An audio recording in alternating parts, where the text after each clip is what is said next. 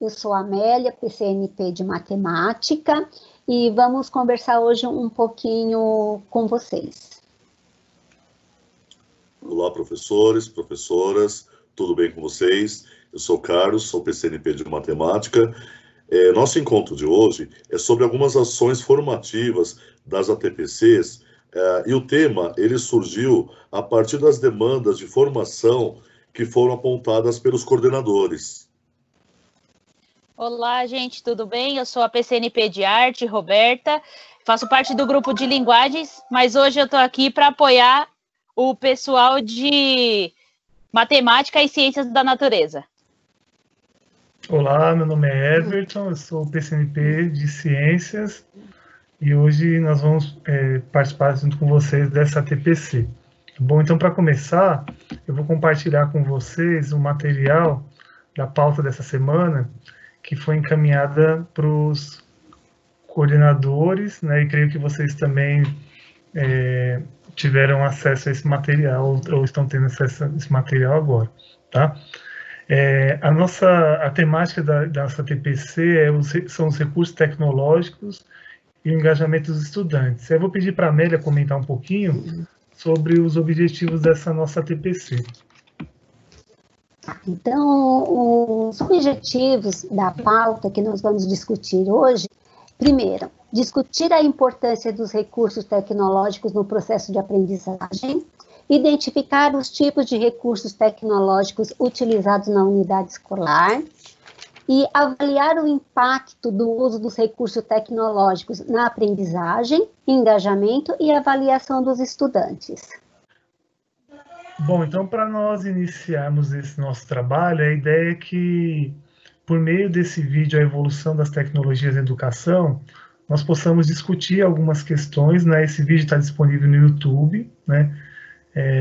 Creio também que os coordenadores possam ter disponibilizado para vocês esse vídeo, até para facilitar a nossa TPC, mas a ideia é que a partir desse vídeo nós possamos refletir sobre duas principais questões, que são, né, quais as principais mudanças em relação ao uso das tecnologias na educação e quais as contribuições do uso das tecnologias na formação e prática do professor, né? E pensar um pouco também nas contribuições do uso dessas tecnologias para a aprendizagem dos estudantes.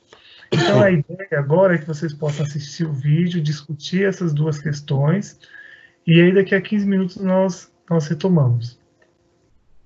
Até daqui a pouco. Bom, a gente espera que vocês tenham discutido várias questões, né, que possam ter levantado alguns aspectos, como o contexto social e histórico gera uma demanda em relação a essas mudanças, né? Um outro ponto que a gente espera que vocês tenham discutido é sobre as diversas contribuições dos usos dessas tecnologias e os desafios e potencialidades desse uso, tanto para professores quanto para estudantes, né? E um outro aspecto interessante de pensar também é como essa questão do uso da tecnologia ela está articulada com algumas competências da BNCC, né? E aí eu destaco aqui as competências relacionadas à comunicação, à cultura digital e à argumentação. Bom, então agora a gente vai falar um pouquinho sobre a questão do uso das tecnologias na educação, né?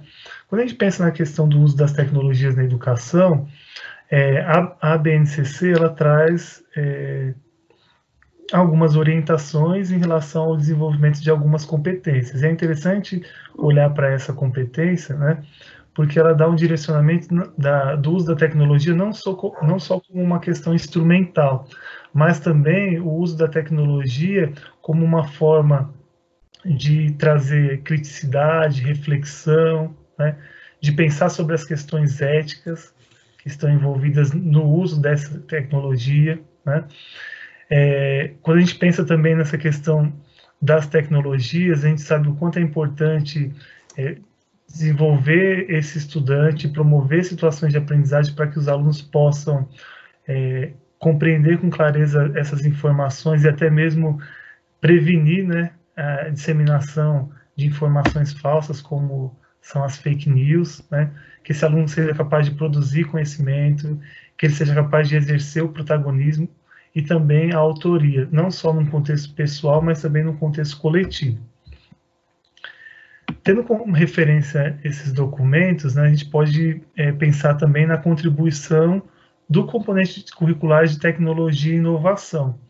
Então, assim, se a gente pensar um pouco sobre essas discussões que estão lá na base, né, é interessante a gente pensar também um pouco sobre um componente curricular, né, que foi inserido na matriz esse ano da Secretaria de Educação, que foi o componente curricular de tecnologia e informação, né? Esse componente curricular, ele traz algumas diretrizes, né? E a ideia de trabalhar tecnologia e inovação, ela é discutida a partir de 3 grandes áreas. Uma área que é chamada de pensamento computacional, né? Uma outra área que está relacionada com o letramento digital, e uma outra área mais específica em relação à tecnologia digital de informação e a comunicação, né? Então, pensar nesse componente também é uma forma de contribuir, né, para o contexto que nós estamos vivendo agora, né? Como conhecer melhor essas ferramentas e articular isso com a aprendizagem dos estudantes. É possível fazer uma conexão no Centro de Mídias da Educação do Estado de São Paulo, onde ele fornece os canais formação de professores, formação continuada e treinamento. Nesses canais, é possível visualizar e participar de algumas aulas, como treinamento no Teams, como treinamento na plataforma do Classroom, como também algumas ferramentas do Excel ou outras ferramentas que a Secretaria da Educação do Estado de São Paulo, a SEDUC, vem oferecendo no Centro de Mídias como uma forma de aperfeiçoamento para o trabalho do professor. Temos também a Secretaria Escolar Digital, a SED. A SED, ela tem um novo formato. Esse visual novo, que aparece para nós aqui, temos aqui o Currículo Mais. O Currículo Mais é por ser uma plataforma que eu posso, você, qualquer professor da rede, de qualquer área, é possível eu investigar quais os materiais que ela traz para nós. Por exemplo, algumas videoaulas, softwares, jogos, algumas atividades relacionadas às novas tecnologias. Temos também aqui ao lado os conectados, o diário de classe, o JediNet, a Minha Escola São Paulo, o portal da SEDUC, a intranet e a SED como um todo e o portal NET. São ferramentas que possuem características de auxílio ao trabalho do professor na sala de aula. Bom, quando a gente fala do uso dessas tecnologias, é interessante nós observarmos algumas orientações presentes no currículo paulista, principalmente aquelas que destacam, né, o desenvolvimento de algumas habilidades a partir do uso dessas tecnologias, né? E aí eu vou apresentar para vocês aqui 4 dessas principais que são, né? Que o aluno seja capaz, né, ou que as atividades possam permitir aos estudantes que busquem dados e informações de forma crítica nas diferentes mídias, que o estudante possa se apropriar das linguagens da cultura digital, dos novos letramentos. Uma outra habilidade também que pretende se desenvolver é que o estudante possa utilizar as diversas ferramentas de softwares e aplicativos para compreender e também produzir conteúdos em diversas mídias. E uma outra habilidade também está relacionada à utilização e à implementação, né, de soluções envolvendo diferentes tecnologias, onde o estudante possa identificar, analisar, modelar e solucionar problemas complexos em diversas áreas presentes na vida cotidiana. Bom, a partir das habilidades que foram discutidas do currículo paulista, a ideia é que vocês possam refletir um pouco, né, discutir entre os pares aí, sobre essas 2 questões. Quais os tipos de habilidades relacionadas ao uso das tecnologias têm sido priorizadas nas atividades propostas aos estudantes? E uma outra questão é, como os recursos tecnológicos utilizados nas atividades não presenciais têm contribuído para o desenvolvimento dessas habilidades? Então, a ideia agora é que vocês discutam essas questões, né? E nós vamos dar um tempinho aí de uns 20 minutinhos para que vocês possam olhar para essas habilidades e também elaborar essa discussão. Bom, então depois a gente discutir um pouco sobre essas habilidades, né, a serem desenvolvidas aí a partir do uso das tecnologias. Um outro aspecto que nós vamos destacar são as contribuições dessas ferramentas digitais para a aprendizagem dos estudantes. E aí, nesse sentido, nós vamos destacar aqui 4 principais contribuições, né? As relacionadas ao aumento da participação e o engajamento dos estudantes, né?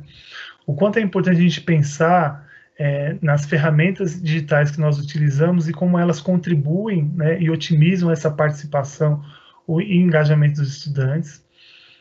Uma outra questão também que a gente pode pensar é sobre essas novas formas de estimular a criatividade. A gente sabe que existem ferramentas digitais em que os alunos podem produzir vídeos, eles podem interagir, né? E isso também, de certa forma, estimula a criatividade do estudante, né?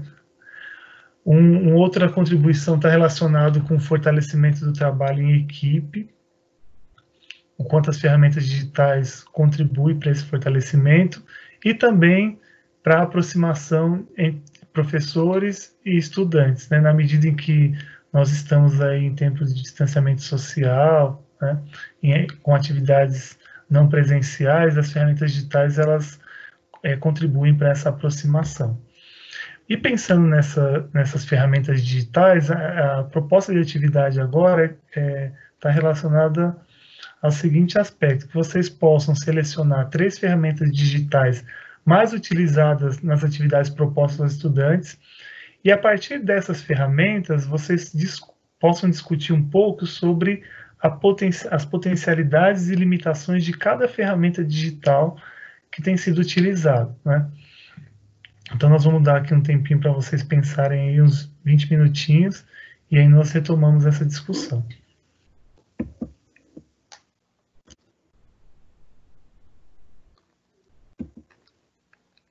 Depois de discutir as potencialidades e as limitações aí das ferramentas digitais, a ideia é que vocês possam apresentar e também discutir um pouco sobre que tipo de atividades propostas por meio dessas ferramentas digitais têm contribuído para o maior engajamento dos estudantes, têm contribuído para práticas criativas dos estudantes, têm promovido uma maior interação entre professor e estudantes. Então, esse momento agora é para a gente discutir um pouco essas questões. E aí nós vamos deixar aí um tempinho de 20 minutos para que vocês possam fazer essas discussões. Espero que vocês tenham gostado da atividade anterior, onde foram discutidas as questões dos engajamentos e das práticas do dia a dia que vocês vêm desenvolvendo nesse momento de educação remota.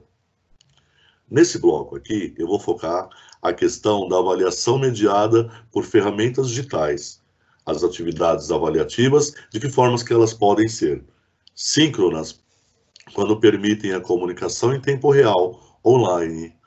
De que maneira? Eu posso utilizar o WhatsApp de pessoa para pessoa de tempo real, ou através de uma live, ou até mesmo um chat. Assíncrona, quando não exigem presença dos usuários simultaneamente. Como assim? Quando o professor desenvolve uma atividade para que os alunos possam realizar via Classroom ou via Word ou via documentos específicos para que sejam realizados em tempos específicos para que seja dada uma devolutiva para o aluno. É importante nesse momento da devolutiva, por exemplo, se eu ministro uma questão, disponibilizo uma questão que vale 10 pontos, de repente o aluno tem um acerto de 5 ou 6 questões, eu apenas demonstrar 5 ou 6 acertos. É importante eu dizer e mostrar, pontuar claramente quais são essas questões e dar uma devolutiva específica para que possa favorecer o aprendizado do aluno. É importante ressaltar também na questão da gestão do tempo. Que tempo que você tem para organizar essa atividade? Que tempo que você tem para organizar essa planilha? Como é que você vai disponibilizar esse controle de devolutivas? Se você, por exemplo, tem 3, 4, 5 salas, o ideal é você ter uma planilha para cada sala para que você possa gerir melhor o seu trabalho nesse aspecto da devolutiva para o aluno e na questão da avaliação, que é de extrema importância, de que forma que estão sendo avaliadas essas atividades. Existe uma outra forma também, que é a forma híbrida, que são utilizadas em momentos presentes, em sala e não presenciais, na web. Nesse momento, nós estamos utilizando a educação remota, onde acontece em tempos e locais diferentes. Espero ter contribuído nesse momento com vocês. Carlos, é interessante que você comentou, porque, assim, quando a gente pensa na questão das atividades avaliativas, né, é importante que o professor tenha claro quais são os recursos, né, para avaliação que essas ferramentas que ele utiliza permitem, né? Às vezes eu uso uma determinada ferramenta digital e aí eu posso perceber, por exemplo, que ela não me ajuda a fazer essa avaliação, né, a organizar essa avaliação de uma forma mais clara, né? Exatamente. Então a ideia é que o professor também conheça o potencial que essa ferramenta tem para que ele possa registrar essa interação com o estudante e até mesmo produzir um feedback, né, um retorno para uma devolutiva para esse estudante, tá bom? Então agora, professores, nós vamos realizar a atividade 4. Essa atividade, os planos de aulas têm priorizado o uso de ferramentas digitais? Se sim, quais? De que forma essas ferramentas digitais permitem avaliar o estudante? Quais dificuldades o professor encontra para avaliar os estudantes através dessas ferramentas digitais? Com que frequência os estudantes recebem a devolutiva dessas avaliações? É importante ressaltar, é importante a participação e interação de todos, para que nós possamos, na medida do possível, melhorar a nossa metodologia e as ferramentas que nós utilizamos no dia a dia. Para essa atividade, nós vamos propor um período de 20 minutos para a realização da discussão. Conforme vocês viram na atividade anterior, ali vocês falaram sobre algumas avaliações e ferramentas digitais que vocês têm utilizado. Agora, nós vamos apresentar algumas sugestões que vocês podem utilizar. Claro que depende da necessidade de cada professor e vocês podem adaptar essas ferramentas. Então, aqui nós temos o Google Docs, que o que ele permite? Que o professor ele faça comentários numa atividade que o aluno fez. Nós temos também o PowerPoint, que vocês podem até mesmo gravar videoaulas através do PowerPoint. Vocês podem gravar com imagem ou sem imagem, que é bem legal. Também tem o Google Forms, que ele possibilita ao professor fazer uma atividade e aí dentro dessa atividade ele colocar vídeos. Então, por exemplo, o aluno ele pode errar e aí tem o feedback de por que o aluno errou. Isso é bem interessante. Então, essas são algumas possibilidades. Tem vários tutoriais na internet que vocês podem procurar e vão auxiliar bastante no trabalho de vocês. Outra ferramenta que os professores têm utilizado bastante é o próprio YouTube. No YouTube, os professores eles podem criar um canal e, a partir desse canal, gravar videoaulas e, assim, os alunos eles poderão assistir e ter um contato com o professor. Eles podem assistir a videoaula e depois o professor cobrar alguma atividade após eles assistirem o vídeo. Inclusive, tem até a possibilidade de colocar um questionário na descrição do vídeo. Então, o aluno assiste a aula e aí ele já pode até mesmo clicar nesse formulário e já responder. Pode ser um Google Forms. A diretoria de ensino tem o canal NP Leste 2, que é o meio em que vocês podem entrar em contato conosco, onde nós estamos colocando o ATPC para vocês. E as escolas, elas estão sendo convidadas a encaminhar vídeos para nós, para que os alunos também tenham acesso e outros professores da rede. Afinal, vocês estão trabalhando em casa, mas nós temos muitas boas práticas para compartilhar. É interessante, Roberta, você comentar essa questão de compartilhar as boas práticas, né? Porque o Núcleo tem recebido diversos vídeos, né? De atividades que têm sido desenvolvidas por professores, desenvolvidas pelos alunos, né? É importante a gente destacar assim, a questão dos direitos autorais, né? Então, se você, professor, promover uma atividade com o estudante, né? converse com o estudante antes, né, encaminhe um termo, né, para o uso de imagem, para que a gente possa disponibilizar a sua videoaula também, né, ou a atividade que o estudante desenvolveu lá no canal do MPE. Vai ser muito interessante poder compartilhar a sua prática de ensino. É interessante, a Roberta comentou sobre essa questão de multiplicar as boas práticas que têm sido desenvolvidas, né? Mas a gente também tem que ter um pouco de cuidado com essa questão dos vídeos, né? É interessante, Roberta, você falar o cuidado que o professor precisa ter ao enviar para nós aqui do NPE alguma atividade que ele desenvolveu com o estudante ou que os estudantes têm desenvolvido, né? Ou a gestão também da escola tem desenvolvido. É isso mesmo, né, Everton?